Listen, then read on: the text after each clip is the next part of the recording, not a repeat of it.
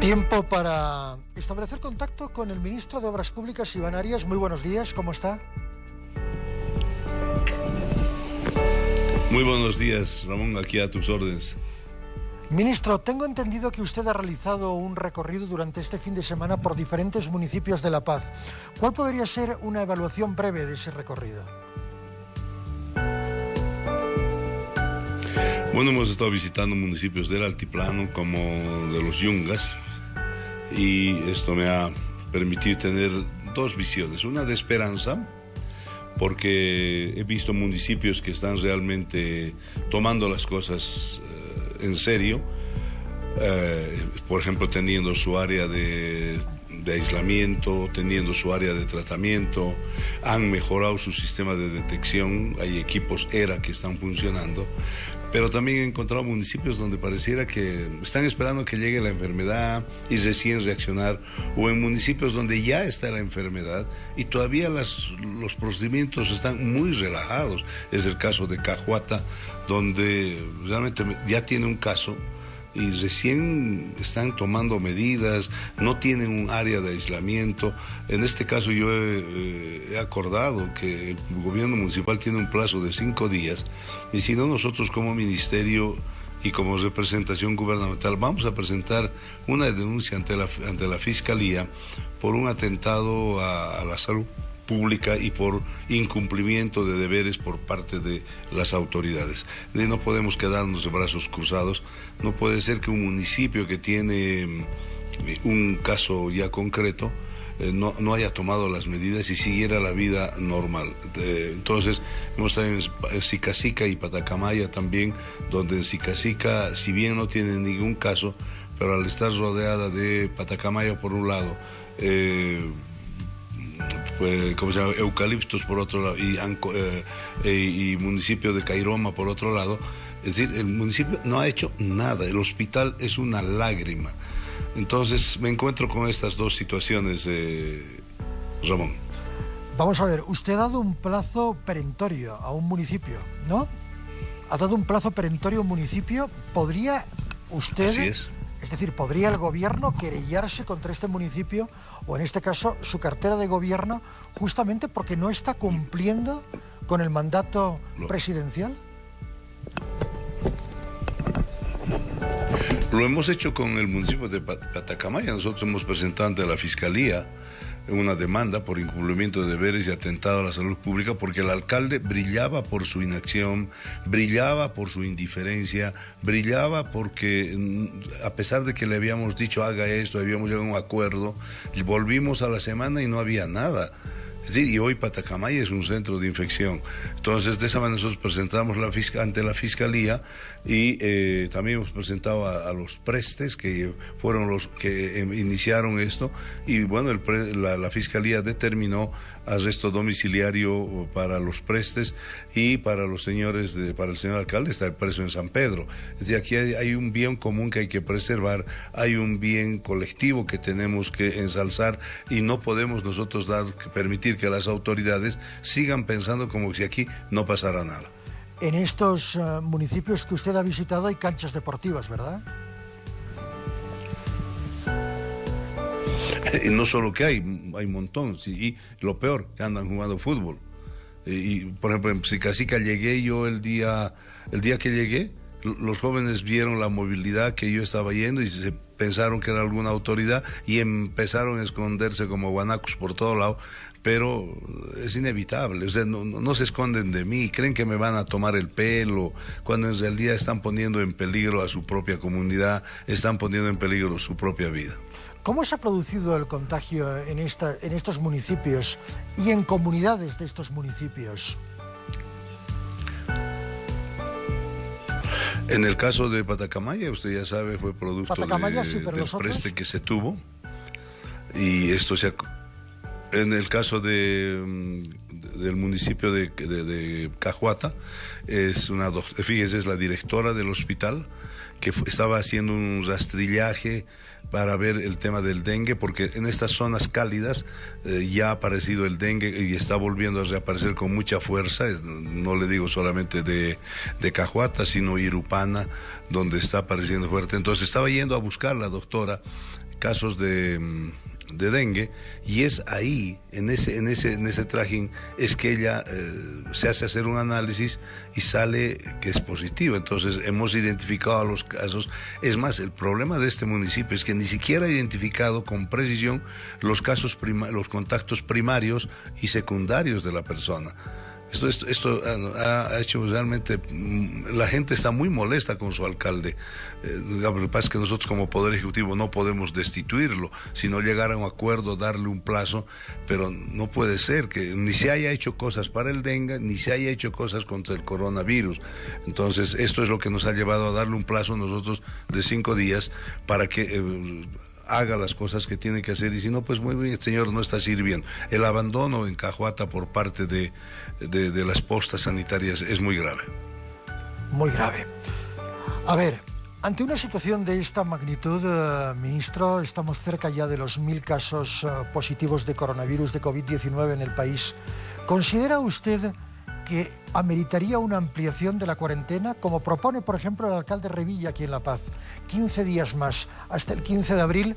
Entiendo que el gobierno es muy cauto en estos momentos porque la fecha está prácticamente encima, es el 30 de abril.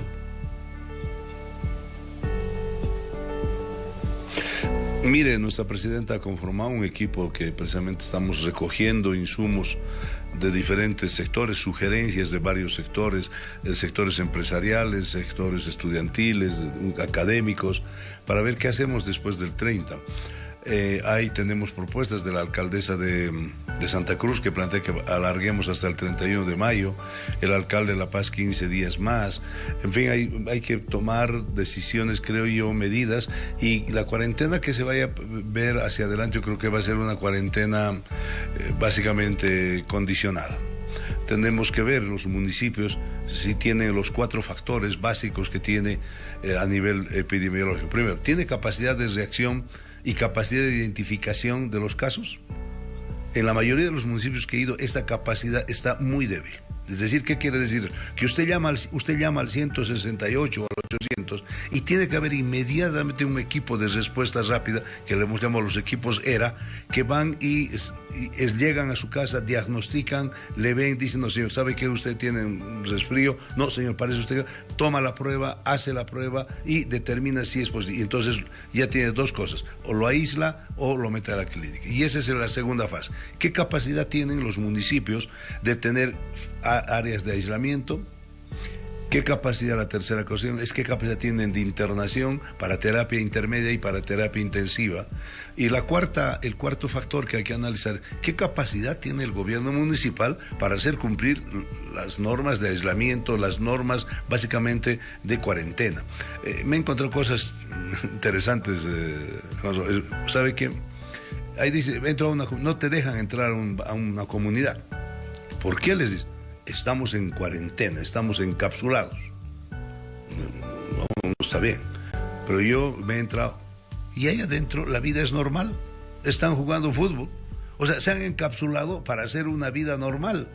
No, discúlpeme, esa es una mala distorsión, es una distorsión del criterio del encapsulamiento. Sin embargo, el encapsulamiento es para aplicar con radicalidad, para aplicar con fuerza el aislamiento, la distancia social, la distancia física de las personas, pero no es para tener una vida normal. Bueno, de hecho tendremos que adaptarnos a otra vida normal, entre comillas, post-coronavirus, y esa es una realidad insoslayable, ministro Arias. Prácticamente para terminar, atendiendo a la necesidad económica del 80-85% de la población boliviana que vive al día, si no más, una flexibilización de la cuarentena tendría que ser bajo los parámetros que usted ha indicado, pero tendría que ser se tendría que apelar, en este caso, más a la conciencia ciudadana que al poder coercitivo de las autoridades. A su criterio, ¿cuál de estas medidas va a funcionar? ¿Qué es lo que va a prevalecer a partir del 30 de abril? Mire, primero, esos criterios que le he dado son los criterios más bien de salud. Sí. Luego vienen las otras preguntas a nivel del sector económico. ¿Qué sector económico debemos dinamizar? ¿Qué sector económico debemos flexibilizar? Primero, que nos queda claro que las escuelas y universidades todavía tienen que estar cerradas, dado que suponen grandes concentraciones de gente. Luego, por ejemplo, el sector del transporte. ¿Vamos a volver a tener un sistema de transporte donde entran 15, 18 pasajeros en el minibús? ¿Vamos a tener un teleférico que carga 10 pasajeros por cabina? ¿O vamos a tener un minibús, un sistema de minibuses que no transporte más de 5 personas, un teleférico que no transporte más de 4 personas? Luego, ¿qué sector de la economía? Por ejemplo, todo el tema de servicios de alimentación, restaurantes. ¿Vamos a volver a tener restaurantes grandes donde la gente está muy concentrada? ¿O más bien vamos a fomentar los restaurantes de delivery? Es decir, que permitan comida para llevar. O si tienen espacios grandes, pero donde haya un distanciamiento físico, que además esa es una palabra que creo que tenemos que utilizar correctamente los bolivianos. No hablamos de distanciamiento social, sino distanciamiento físico. Los bolivianos no tenemos distanciamiento social, lo que tenemos es distanciamiento físico. 1 metro entre usted y yo, eso es lo que tiene que haber. Entonces, por ejemplo, las empresas de la construcción, ¿tienen que volver? ¿Sí o no? Sí, porque quizás son un gran factor de generación de empleo. Y entonces, ¿pero cómo tienen que volver? ¿Con el 100% de su capacidad o quizás con el 50% de capacidad? El sector público, donde se hace trámites y mal o bien el aparato tiene que funcionar, ¿va a volver con el 100% o con el 50% de su capacidad? Entonces, esta cuarentena condicionada que se va a aprobar por parte del gobierno está tomando en cuenta todas las sugerencias que hemos recibido del sector transporte, del sector comercio, del sector de las cámaras de industrias, de las cámaras de hoteleras, en fin.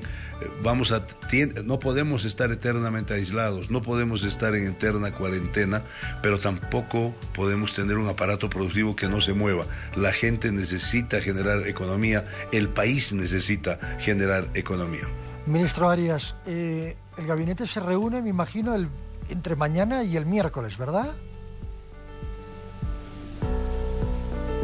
Acaba de mandarnos una comunicación la presidenta mañana a 8:30 de la mañana y nos pide a los ministros, especialmente a los ministros que están delegados en otros departamentos, abandonar un poco la función por este día o delegar a otra persona y estar presentes en esta reunión que va a ser muy, muy, muy importante.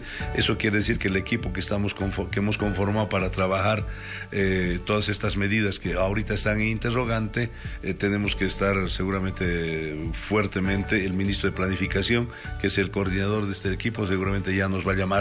Estaba en todo caso previsto una reunión a las 9 de la mañana para trabajar ya a detalle las propuestas y los escenarios que le vamos a llevar a la presidenta desde la parte sanitaria, desde la parte social, desde la parte política, que son los 3 elementos que estamos tomando fundamentalmente, por supuesto, cruzados todos ellos con el factor económico. Muchísimas gracias, ministro Arias. Muy amable por habernos atendido a esta hora. Gentil. Gracias, Saúl.